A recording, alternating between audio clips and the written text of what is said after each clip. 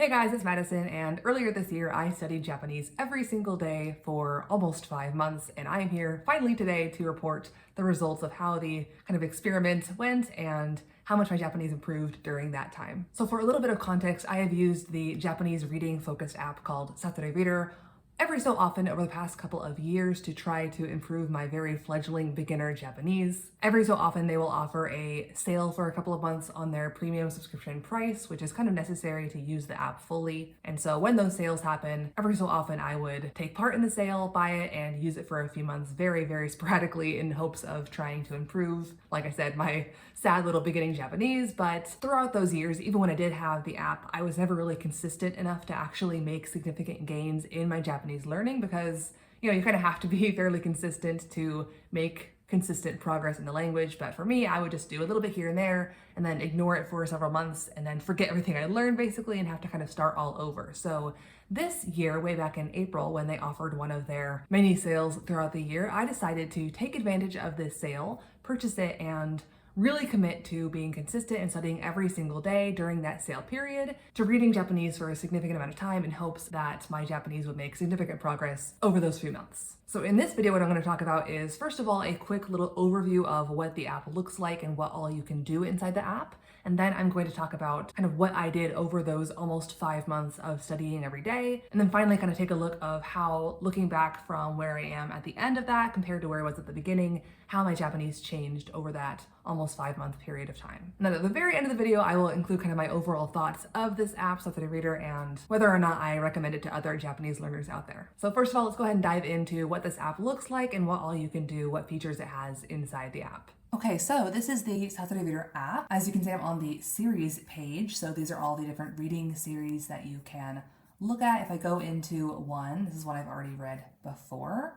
So as you can see, this is a pretty typical episode. I'd say this is about an average length. Some are longer, some are quite a bit shorter, especially in the beginning series. So this is actually a beginning series, but there's one in particular that I can think of that has quite a bit shorter episodes, if this is intimidating for you. But yeah, you can click on any of these little audio buttons to play that individual sentence, or you can play the entire audio down here at the bottom. You can also alter the speed. Over here on the right, you can alter how it looks. So you can kind of change how much kanji or furigana there is. You can set how much kanji you know in the settings, which is very nice. So you can do according to your knowledge based on what you have set there, or no kanji at all, which I don't necessarily recommend because it's not very natural. I tend to stick to standard, which is what the author originally wrote it in. And also you can remove furigana either, again, according to your knowledge, or to have none at all for that extra challenge of testing your kanji knowledge. I usually just include it all just because, I don't know, I guess I'm kind of lazy when I'm reading. I want to have the option just to see it right there without having to click on the actual definition to see the furigana reading. You can see some underlines here. Usually those solid underlines have kind of an explanation either for the grammar or some other notable aspect to that phrase, which is super nice for some confusing patterns or structures to have that explanation built in there. And then if you still have a question, you don't understand something, you can load this discussion thing down here, and you can ask a question or say what you're confused about, and often they will answer. You can see fairly recently they're actually responding. Anyway, you can ask questions here and get replies from the actual founder of the app, which is great. And like I said, you can click on any word and you can add that word to your study list. And once you do that, it'll go into your flashcards. So this page is where you can do all of your flashcard reviews. As you can see for mine, I'm actually a bit backlogged here. It's been about a month and a half since I've done anything on here, and so definitely a big backlog, but basically there's different categories. The queue is ones that you haven't actually reviewed yet in this flashcard system, but that you have saved. Active is ones that you're in the middle of reviewing, and once you hit, I think, 8 consecutive corrects, they move into learned. You can see more about what they mean down here. And you can also alter how long it takes to get to certain things, that kind of stuff. But yeah, the only thing I altered was this one, the intensive review. Basically, intensive review is ones that you haven't gotten correct 3 times in a row yet. So the very beginner cards for you. And they set it so that there's a limit on that. So when you're at capacity in that, then you can't actually add any new cards and start learning more cards from your queue. And I didn't want to have that limitation. I wanted to be able to study as many words as I wanted in a day and not have it fill up in this category. So I set it to some crazy high number so that I wouldn't have that issue. But again, you can leave it at the default if you want to. On the desktop version, which is what I'm on right now, there's a how it works page, which I will use right now to show you what it looks like For the flashcards, this is what it looks like for the Japanese to English cards. You can change whether or not you can see the furigana there, but you would look at this word, you can see it in context, and then once you think you have the answer, you can push show answer, and then, oh, to walk, I got it right. Then you can choose, was it hard, medium, or easy? Oh, it was easy for me, so I'll click easy. Then it goes to the next card. In this case, the reverse, but this is what it looks like from English to Japanese. So they show you the English word. In the sentence, they actually hide the word for me, so you can't just cheat and look at the sentence, but you still can see the context, the original context from the story that you saw it, which is great. You can also actually add multiple sentences to this. So if you see the same word a couple times, you can save it from multiple contexts so that you can see all of those different confusing contexts all at once when you're reviewing. And then again, show answer, and then if you missed it or if you got it correct and how easy it was for you. So that is the app. Like I said, they have a ton of different stuff on here. You can also group it by difficulty. So they have the easier ones up here at the top, then the more intermediate ones in the middle, and then harder ones down there at the end, and then some kind of various ones like news at the bottom. One nice thing as well is that they have this grammar one as well that kind of has some breakdowns of certain grammar topics or sentence patterns kind of stuff. It doesn't start at the very beginning of all grammar, like basic particles, wa, ka, that kind of stuff, but it does start, I would say, in beginner territory, like with the same as and different from. And I really like the way that the lessons are set up because it's mostly just sample sentences. So you see they have this very brief description of what you're looking at. They give a few examples, give a very brief explanation, and they give another ton of example sentences, brief explanation, lots of sample sentences. So instead of having these long drawn out English explanations and then only a few examples, it's just a tiny little bit of explanations and tons of example sentences. So you're learning through reading examples rather than just reading explanations. And again, audio for every single sentence. It's amazing. And yeah, that is the app in a nutshell. So now I'm going to transition into talking about my personal experience with this app over around 5 months of studying every single day. But before I get into the nitty-gritty of what I actually did during those days throughout the challenge, I wanted to kind of mention where I was coming into this whole thing and the advantages that I have because of my other experiences. So first of all, I am basically fluent in Korean. I'm very advanced in Korean. I'm not native-like by any means. I still have some weaknesses, but I've been learning Korean since 2010, so 13 years now, and I'm very comfortable with the Korean sentence structure and grammar. And then also I learned Mandarin Chinese for quite a while as well, although not nearly as intense or as long as Korean. I did start way back in 2011, so very close to the time that I started Korean, but I took a high school class then, I took some college classes a few years later, but I did not really actively study it on my own until much more recently, like in the past 2 or 3 years, I would say. And so there were long swatches of time in the middle there where I was not doing or thinking about anything Chinese. And so my knowledge of Chinese is definitely not nearly as good as Korean, but because of my experiences with Mandarin Chinese and the past couple of years of getting back into Chinese a bit more, I am fairly comfortable with kind of the basics of Chinese characters, and I've seen quite a few Chinese characters. I definitely don't have a huge bank of knowledge, like I could not read a novel in Chinese. There's too many characters that I don't know still. But the idea of Chinese characters and kind of radicals and the basics of how characters work is not foreign to me, and I would say I have a knowledge of around 1,000 characters maybe. I'm not actually sure the exact number, but probably around 1,000 I would say of characters that I'm comfortable seeing and understanding. So all that to say, I would say that the hardest things that the average native English speaker would experience when trying to learn Japanese is number one, the different sentence structure and the completely different grammar from English. English is SVO, subject, verb, object, and Japanese and Korean are both SOV, subject, object, verb.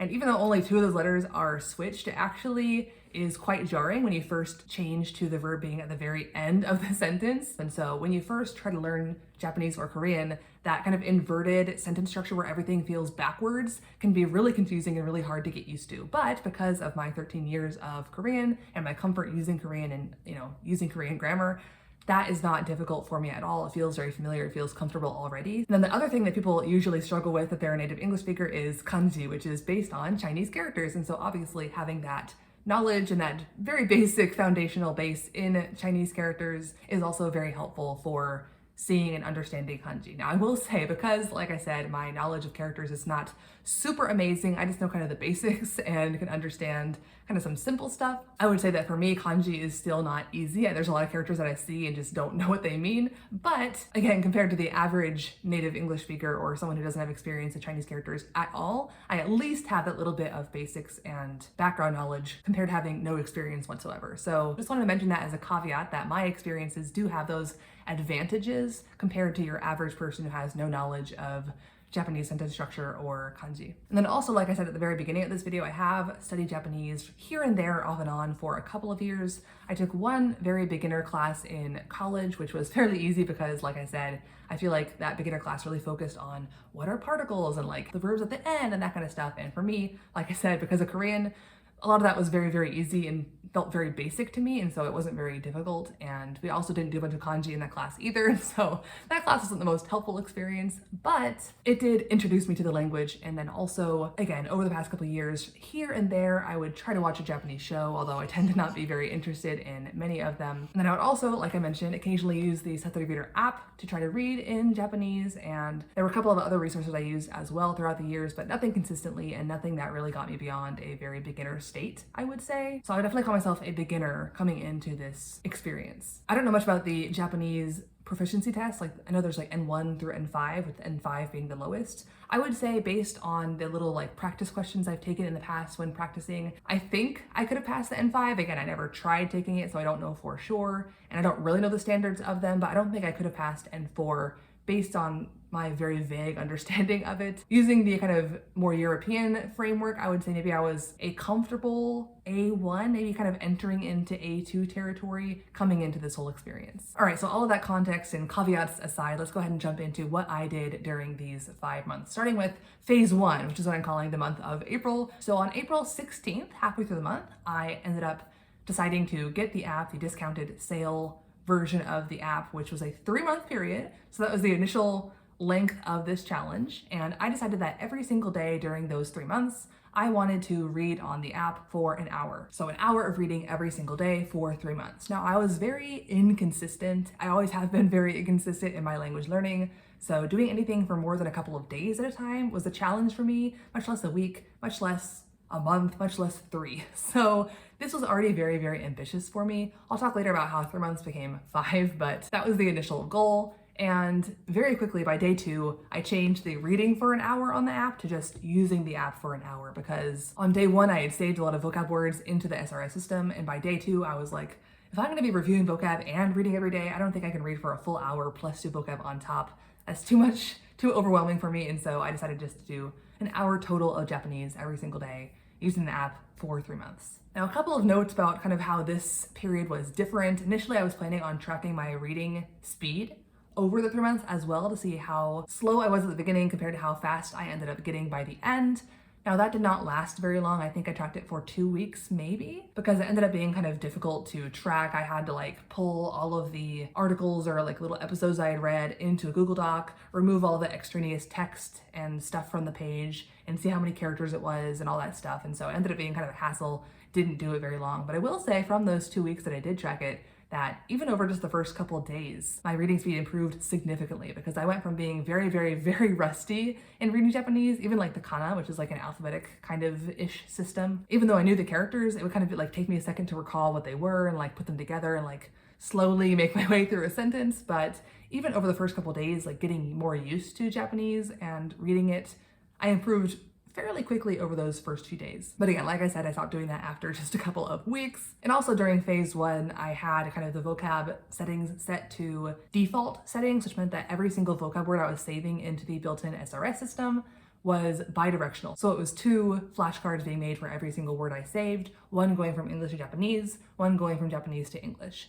I ended up changing this later in a future phase because that ended up being very difficult to handle, because it ended up kind of ballooning very quickly, because I was very beginner and I was reading stories that were probably a little bit above my comfort level. And so there were a lot of words I didn't know, a lot of words I was saving. And so when every word you're saving is turning into twice that many flashcards, it ended up being very overwhelming very quickly. And so I ended up changing that later, but that was what was going on in phase 1. And throughout that month, from April 16th through the end of April, I did manage to basically read for an hour or very close to an hour every single day. Looking at my stats, actually the average time that I spent per day in April was 59 minutes, 0.53. So basically almost exactly an hour every single day. So like I said, there were a few days where I was a little below, but the slightly above other days ended up averaging out to almost exactly an hour every day during phase 1. So moving on to phase 2, which I'm calling May 1st through 21st, a very specific amount of time, but this is when I decided to change the SRS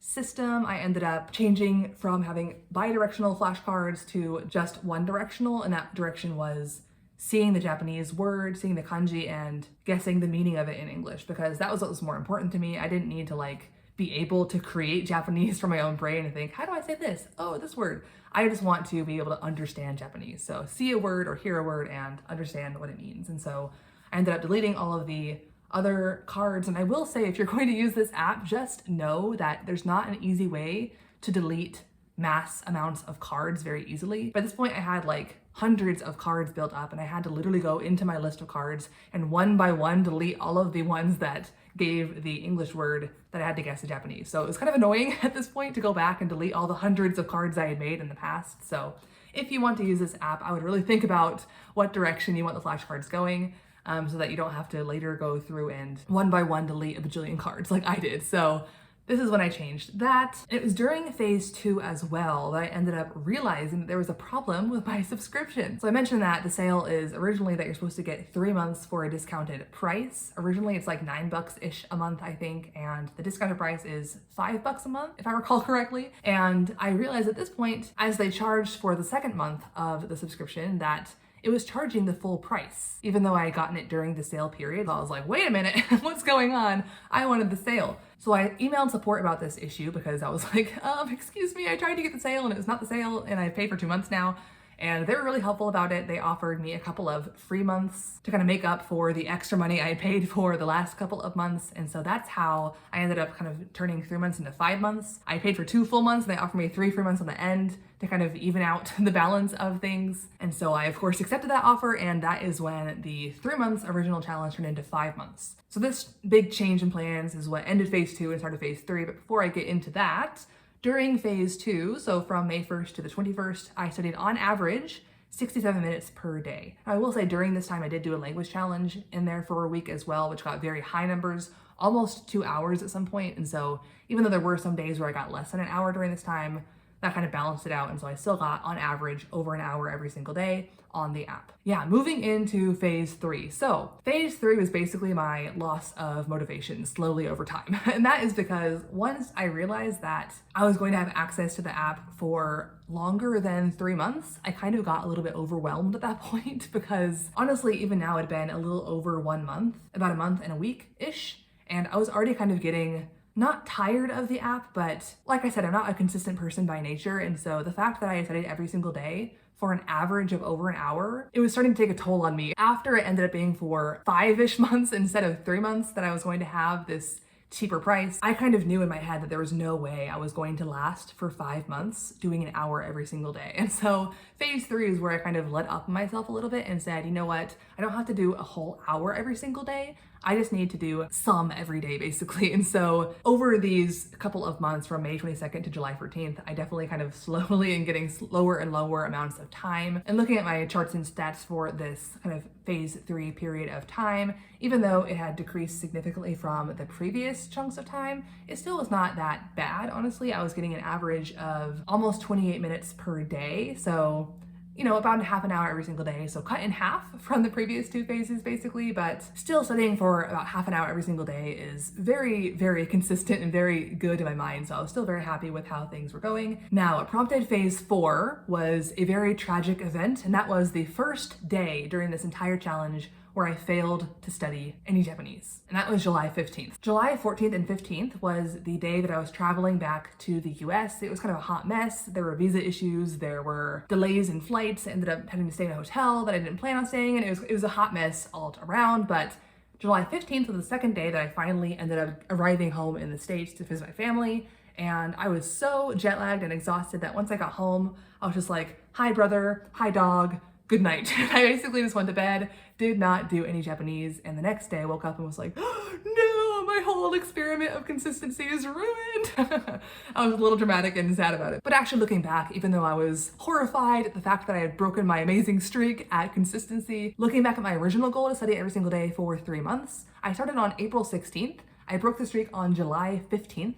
So I actually basically made it 3 whole months of being consistent every single day. So looking at it from that lens, it's not as bad or tragic as it first felt to me. And because of that missed day, it actually took my already suffering motivation and dealt it a big blow. That was also coupled with the fact that I was just so jet lagged. It is always really painful to go from Korea to the US and vice versa. It's like your whole brain is like tired all day, every day for a long, long time. So during that time in the States, I was not very consistent. I was waiting to the end of the day and then I was jet lagged and tired. And so I was just doing a couple of little reviews of vocab. I wasn't doing all the vocab like I had been doing previously. And then I was just doing like the bare minimum of reading. I would do like 1 episode very quickly. And so it was not the best, most productive time of this challenge by far. I was grumpy and jet lagged and not motivated. And so, but yeah, basically that low motivation kind of continued throughout the rest of this challenge. I actually skipped another day on July 29th. That was kind of a special event day at the household. And so we were doing kind of some special things. And since I had already broken the streak earlier,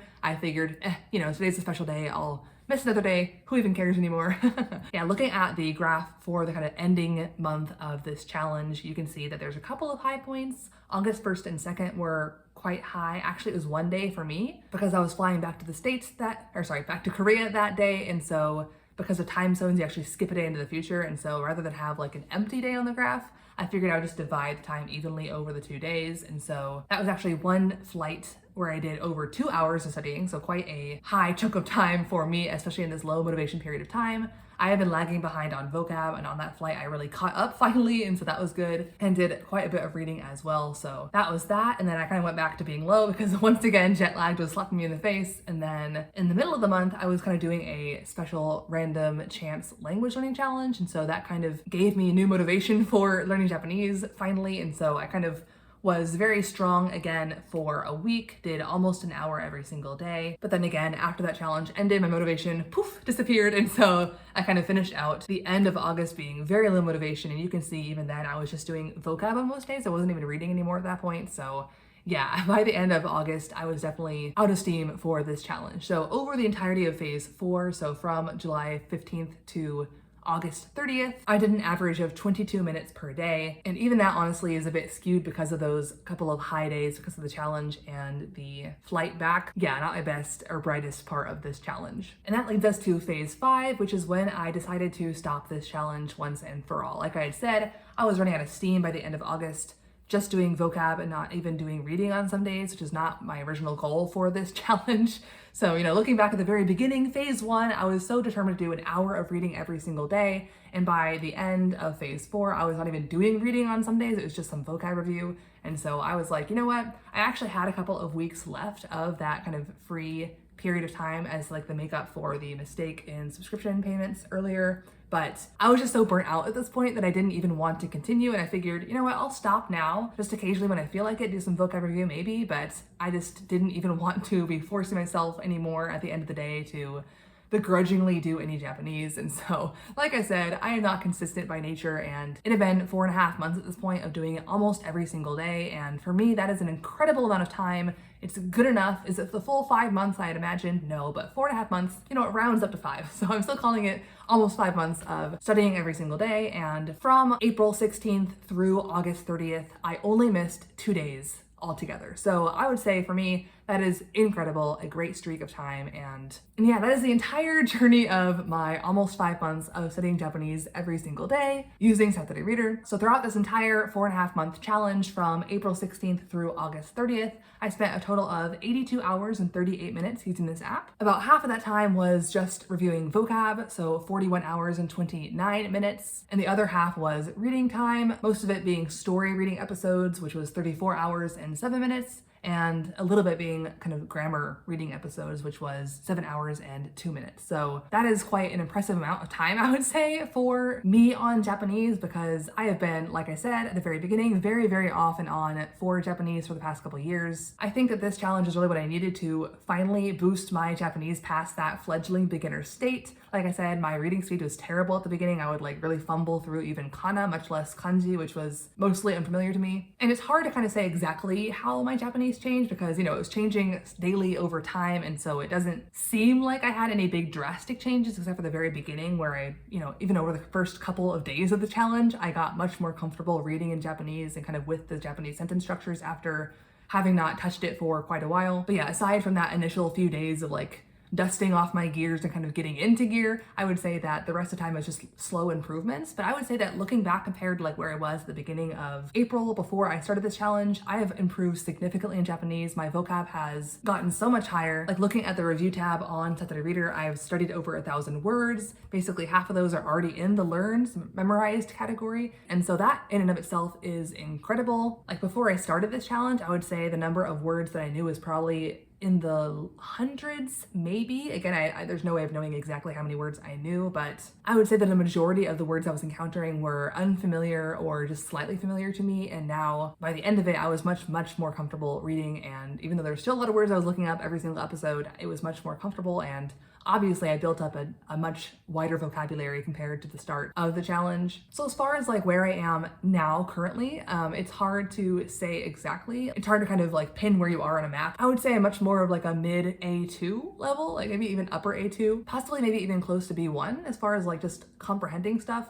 Again, I'm only talking about like taking Japanese in. I was not producing Japanese at all. I should also mention that like along with Satori Reader, I was occasionally watching some shows on the side, not consistently by any means, but I watched a couple of seasons of Agretsuko, which is an anime, and I also watched another show, I think it's called From Me to You, which is a live action show. So I watched a couple of things like as far as like passive content to kind of reinforce stuff, but again, very minimal throughout this time. But yeah, I can definitely say that I really solidified my foundation in Japanese, whereas prior to that, I had been like, learning a few things and then forgetting them, and then learning a few more things and then forgetting most of them. And so I was really not making any progress throughout the past few years, but through this experience, I could really feel that I made progress. And also like, I'm not as scared of losing that progress because I feel like I was seeing so many of the same sentence patterns and phrases and words over and over again that I feel like they're really much more cemented in my head and will not be going anywhere anytime soon. And I will say that even though I did stop after, 4.5 months, I am looking forward to like the next sale period and getting it again and trying again possibly of